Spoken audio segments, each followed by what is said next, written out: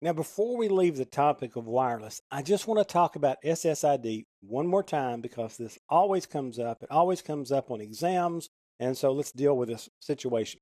The Service Set Identifier, SSID, functions as a network name for wireless networks. Now, when you turn on a WAP, it's going to assign a name to a wireless network. You can change the name if you would like, but bottom line is for anybody to be able to join or connect to that particular wireless network, they have to know the SSID.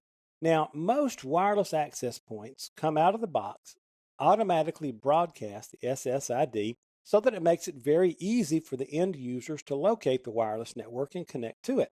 This is what causes when you sit down with your laptop in a coffee shop, you can click on the little wireless icon in your taskbar and it will show you all the wireless networks that are available, right? So you click on the one you want and you can connect to it.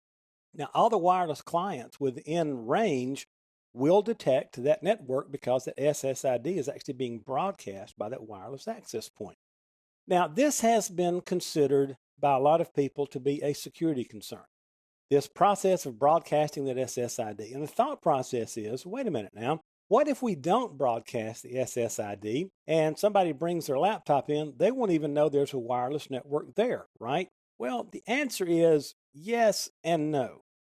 Users do have to know the SSID to join the network. And so you can hide it, not broadcast it, and knowledgeable users just simply know to type in a certain name to join that network, right? You can just go up there and tell it to join a particular network and give it the SSID. And if you put the SSID in correctly, you can then join that network.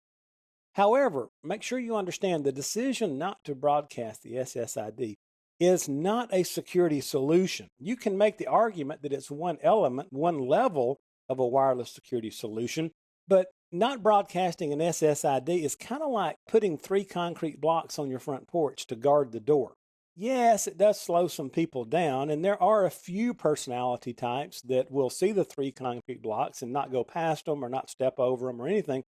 But in reality, all anybody has to do is either walk around those blocks or just simply move them out of the way one at a time, take about 30 seconds, and they're at your front door, right? That's basically what's happening here. There are free tools all over the place that will locate and display wireless networks that aren't broadcasting SSIDs.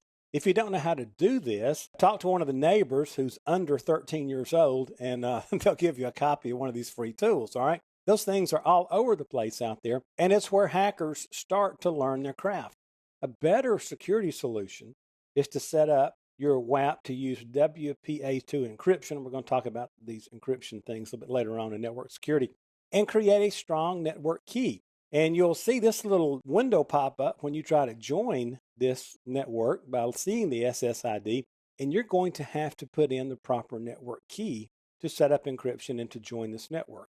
Now, this is far more secure than tweaking that SSID or broadcasting it or not. At this point, you're having to know the security key to join. You can make the security key complex. You can make it impossible to guess. So keep this in mind when you're dealing with SSID options, both on the exam and in the real world.